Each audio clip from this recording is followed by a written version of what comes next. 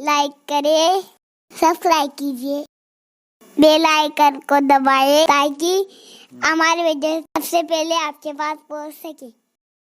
پیارے آقا صلی اللہ علیہ وآلہ وسلم کے پیارے دیوانوں، اب تک ہماری عوام کے اندر میں نے اکثر جب لوگوں سے گفتگو کی یا لوگوں کے درمیان بیٹھا تو مجھے یہ محسوس ہوا کہ عوام تو عوام، بعض خواص بھی اللہ تبارک و تعالیٰ سے ڈرتے ہیں، لیکن ڈرنا کیسے چاہیے اس سے متعلق معلومات یا معرفت کم نظر آتی ہے۔ دیکھو، انسان ڈرتا ہے سانپ سے بھی، انسان ڈرتا ہے شیر سے بھی، انسان ڈرتا ہے دشمن سے بھی، انسان ڈرتا ہے زہر سے بھی۔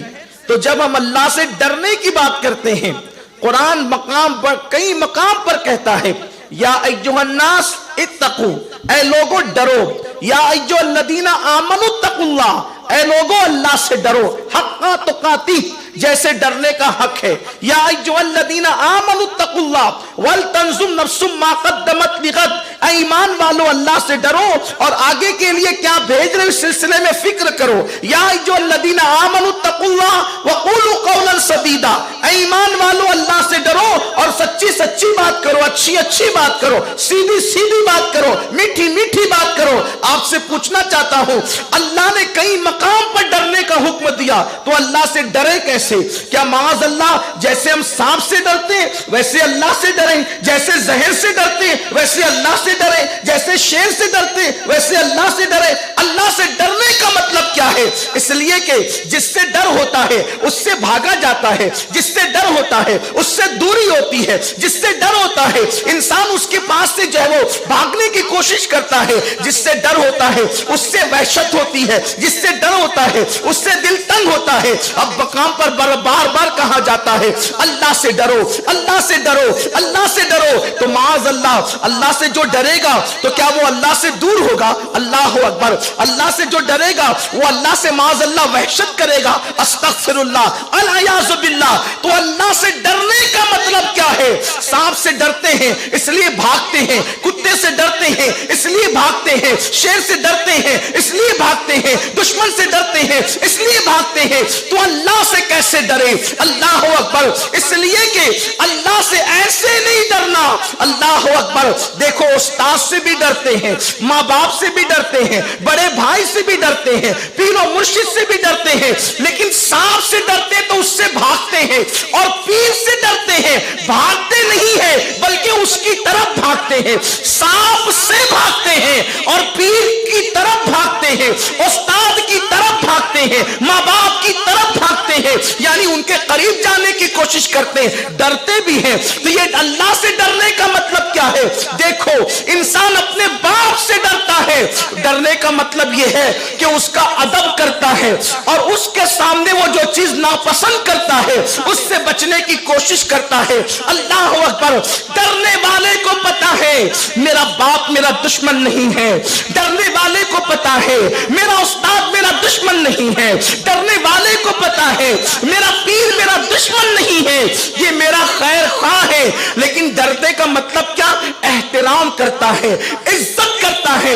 اور باپ کو اگر سگریٹ ناپسند ہے تو وہ باپ کے سامنے سگریٹ نہیں پیتا، باپ کو اگر قہقہا ناپسند ہے تو باپ کے سامنے وہ قہقہا نہیں لگاتا، باپ کو بدنظری ناپسند ہے وہ باپ کے سامنے بدنظری نہیں کرتا، حتیٰ کہ باپ سے اتنا ڈرتا ہے عقیدت میں، محبت میں، احترام میں کہ باپ بیٹھا ہو تو وہ کھڑا رہتا ہے، باپ کے بازو میں بیٹھنے کی کوشش نہیں کرتا۔ تو یاد رکھیں، احترام والد میں انسان جتنا ڈرتا ہے اس سے زیادہ اللہ کے احترام میں ڈرا جائے، اس سے خوف کیا جائے، اس سے خشیت کی جائے۔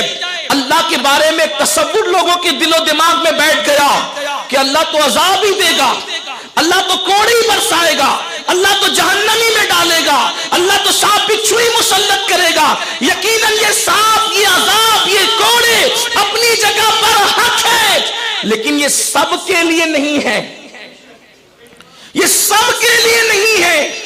اگر آپ یہ سمجھتے ہیں کہ معاذ اللہ یہ سب آپ کے ساتھ ہونا ہے، پہلی بات تو یہ ان کے لیے ہے جو کفر پر مریں گے، یا پھر معاذ اللہ ان کے لیے ہے جو فسق و فجور اور گناہوں پر مریں گے، لیکن اللہ اپنے بندے سے کتنا پیار کرتا ہے۔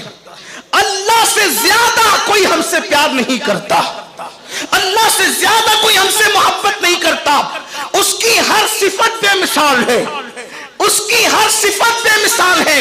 اس کی تخلیق کی طرح کوئی تخلیق نہیں، اس کے کلام کی طرح کوئی کلام نہیں، اس کے انداز کی طرح کسی کا انداز نہیں۔ اللہ اکبر۔ اس کی عطا کی طرح کسی کی عطا نہیں، اس کی سخا کی طرح کسی کی سخا نہیں، اس کے حسن کی طرح کسی کا حسن نہیں، اس کے جمال کی طرح کسی کا جمال نہیں، اس کے رحم کی طرح کسی کا رحم نہیں، اس کے کرم کی طرح کسی کا کرم نہیں، اور اس کی محبت کی طرح کسی کی محبت نہیں۔ وہ جتنی محبت جس شان سے کرتا ہے اتنی محبت کوئی نہیں کر سکتا۔ آؤ اللہ اپنے بندے سے کتنی محبت کرتا ہے۔ ایک روایت آپ کے سامنے پیش کروں۔ ایک عابد تھا بنی اسرائیل میں، بڑا متقی، بڑا پرہیزگار، بڑا عبادت گزار۔ اس کے تقوی اور پرہیزگاری کی داستان سن کر بنی اسرائیل کے بادشاہ نے اس کو اپنے محل میں بلایا، اور محل میں بلا کر کہتا ہے کہ میں نے آپ کے تقوی، آپ کی پرہیزگاری کی داستان سنی ہے، میں چاہتا ہوں کہ آپ اپنی جھوپڑی میں نہ رہیں، آپ میرے محل میں رہیں۔ خاص توجہ آپ کی، اللہ سے ہم محبت نہیں کرتے ویسی جیسی کرنا چاہیے، اللہ کی طرف رجوع نہیں کرنا چاہتے جیسا کہ کرنا چاہیے۔ بنی اسرائیل کا بادشاہ عابد بنی اسرائیل کو کہتا ہے کہ آپ اپنی جھوپڑی سے نکلیں، میرے محل میں آئیں۔ وہ پکا عابد تھا، وہ سچا متقی تھا، چیٹنگ باز آدمی نہیں تھا۔ وہ اس نے بادشاہ کے محل میں رہنا نہیں تھا، اس لیے کہ یاد رکھنا، جسے یار کی وصل کی لذتیں مل جاتی ہے، جسے یار کا پتہ مل جاتا ہے، پھر وہ بھاگتا ہے لوگوں سے، بلکہ ہر چیز میں پھر اس کو یار کا جلوہ نظر آتا ہے۔ یار اتنا آیا ہے کہ جدھر نظر اٹھا اس کا جلوہ نظر آئے۔ جیسا کہ بھی آپ نے قرآن کی آیتوں سے سنا، تمہاری شخصیت اور تمہاری ذات میں اس کی نشانی ہے، پتھروں میں اس کی نشانی، پھولوں میں اس کی نشانی، بلبل کی چہک میں اس کی نشانی، اور شفق کے جمال میں اس کی نشانی، افق کی سرخیوں میں اس کی نشانی۔ شفق کا جمال دیکھ کر کوئی عارف کہتا ہے جب یہ شفق کا جمال اتنا خوبصورت ہے تو اس کو بنانے والا کتنا حسن والا ہو، اس کے حسن کا عالم کیا ہوگا۔ ایک بات مجھے یاد آئی، ہر چیز میں اس کے جلوے کیسے دیکھنے والے دیکھتے ہیں۔ ہمیں تو پاپ کے سوا کچھ نظر ہی نہیں آتا، ہمیں تو جرائم کے سوا کچھ نظر ہی نہیں آتا، ہمیں تو وقت کی بربادی کے سوا کچھ نظر ہی نہیں آتا۔ لیکن آؤ اللہ والوں کی شان کیا ہے۔ تصوف کی دنیا میں بہت خوبصورت نام ہے حضرت علامہ امام فخر الدین رازی کا۔ یہ علامہ امام نجم الدین کبریٰ کے بھانجے بھی ہیں اور مرید و خلیفہ بھی ہیں۔ اور یہ نجم الدین کبریٰ کون ہے؟ سرکار غریب نواز جس سے فیض لینے کے لیے ان کی خانقاہ میں 15 دن تک جاتے ہیں، وہ ہے نجم الدین کبریٰ رضی اللہ تعالیٰ۔ بڑی ہستی ہے نجم الدین کبریٰ کی۔ امام فخر الدین رازی صرف 7-8 سال کے تھے۔ اب ظاہر سی بات ہے بھائی اتنا بے مثال ہے، نجم الدین کبریٰ کے غریب نواز جیسے لوگ ان سے فیض لینے آتے ہیں۔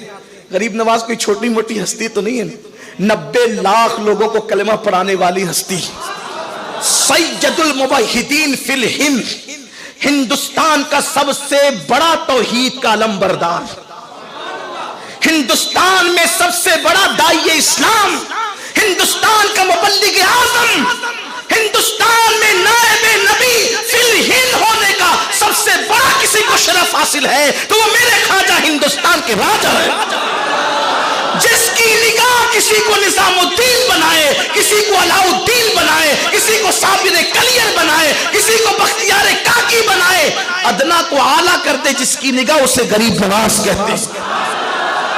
ہندوستان کے کفرستان میں توحید کا نغمہ گونج جائے اسی کو غریب نواز کہتے ہیں۔ اور وہ غریب نواز نجم الدین کبریٰ کے پاس فیض لینے کے لیے تشریف لے جاتے ہیں۔ ان کی بہن سگی اور حقیقی ماں ہے حضرت فخر الدین رازی کی ماں۔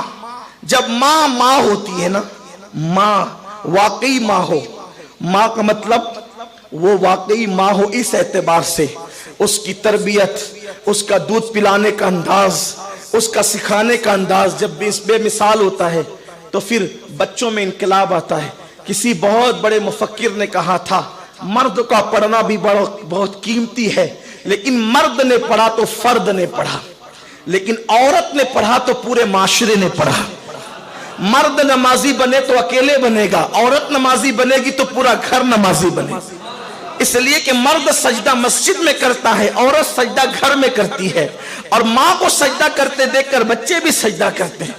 اس لیے سنی دعوت اسلامی کی تڑپ یہ بھی ہے کہ صرف مرد ہی نہ سدھرے بلکہ عورت بھی کنیزان فاطمہ بنے، عورت بھی کنیزان زینب بنے، عورت بھی کنیزان خدیجۃ الکبریٰ بنے، اور عورتیں بھی کنیزان ماں عائشہ صدیقہ بنے۔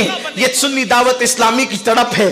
بہنوں سے بھی کہا جاتا ہے ماں واقعی ماں بنو، یعنی اپنی اولاد کی صحیح تربیت کرو، فلمیں دیکھ کر دودھ نہ پلاؤ، سیریل دیکھ کر دودھ نہ پلاؤ، آوارگی کر کے دودھ نہ پلاؤ، گناہ کر کے دودھ نہ پلاؤ، اس لیے کہ بچے کے کردار پہ ماں کا اثر پڑتا ہے۔ اللہ اکبر۔ فخر الدین رازی کی ماں اپنے بیٹے کی پرورش کر رہی ہے، صرف 6-7 سال کی عمر ہے یا 8 سال کی عمر، اسی عمر میں اللہ کا عرفان نصیب ہو گیا امام فخر الدین رازی کو۔ فخر الدین رازی کون ہے؟ علماء اچھی طرح جانتے ہیں، صاحب تفسیر کبیر، تفسیر کبیر کے مصنف، تصوف سے ہم آہنگ جتنی عظیم تفسیر امام رازی کی ہے اتنی کسی مفسر کی نہیں گزری نگاہوں سے، ایسا صوفیہ کہتے ہیں۔ یہ ہے امام رازی، 7-8 سال کی 6 سال کی عمر ہے، اللہ کا عرفان مل گیا، عارف بن گئے۔ اب ان کا حال یہ ہوا، پھولوں کو دیکھتے تو دیکھتے ہی رہتے، تکتے رہتے، درختوں کو دیکھتے تو دیکھتے ہی رہتے، تکتے رہتے، چھوٹی سی عمر میں عالم تحجر میں چلے جاتے۔ قاری صاحب یہی بتانا چاہ رہے تھے ہمیں کہ جدھر دیکھو اس کی نشانیاں ہیں، لیکن چونکہ وہ بہت عالمانہ وقار کے ساتھ سمجھا رہے تھے اور آپ بہت خوبصورت انداز میں سمجھتے تھے، اس لیے کہ ان کے سمجھانے کا انداز ایسا ہے کہ ان کی آدھی سے زیادہ عمر بچوں کو پڑھانے میں گزر گئی۔ جو بچوں کو پڑھا لے جائے تو پھر وہ بڑوں کو کیوں نہیں پڑھا سکتا؟ یہ تو ہم لوگوں کو ہی پڑھاتے ہیں، ہاں ہم ان کے پاس پڑھتے بھی ہیں، اور ایک چیز تو ایسی پڑھائی کہ جو کوئی نہیں پڑھا سکتا، یہ ان کے میرے درمیان راز ہے۔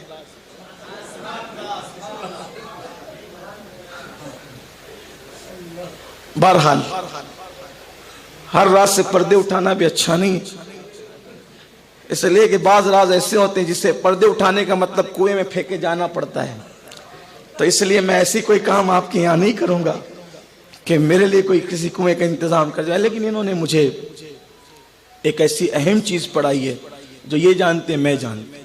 اللہ اس کا صلہ انہیں عطا فرمائے، جزا عطا فرمائے، اس کی برکتیں آج تک محسوس ہو رہی ہے، وہ ہوتی رہے گی انشاءاللہ انشاءاللہ۔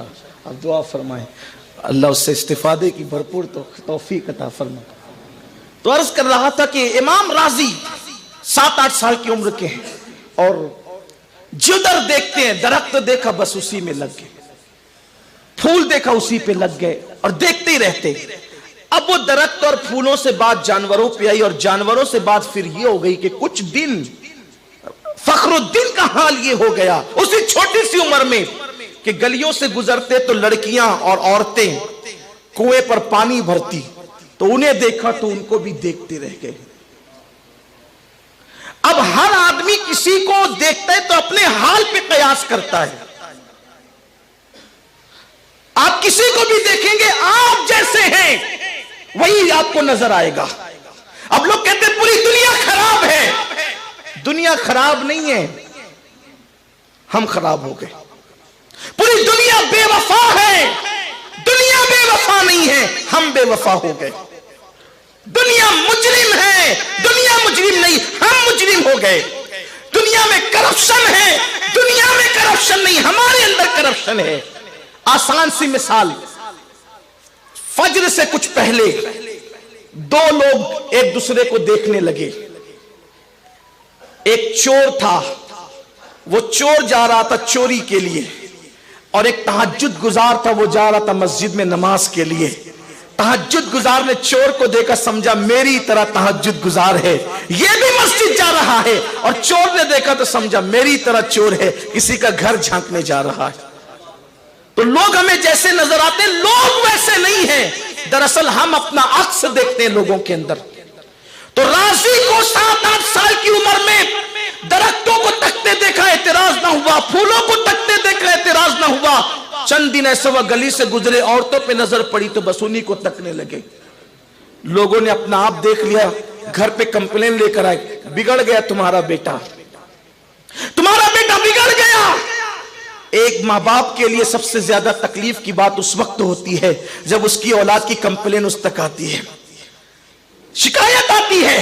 शिकायत आई, बाप ने माँ को कहा, उनकी वालिदा को, देख तेरा बेटा कैसे बिगड़ गया, पूरे मोहल्ले में नाम खराब किया, औरतों को तक रहा है, बदनजरी कर रहा है। माँ ने कहा नादान है, ले जाओ उठाकर मेरे भाई की खानका में पहुंचा दो।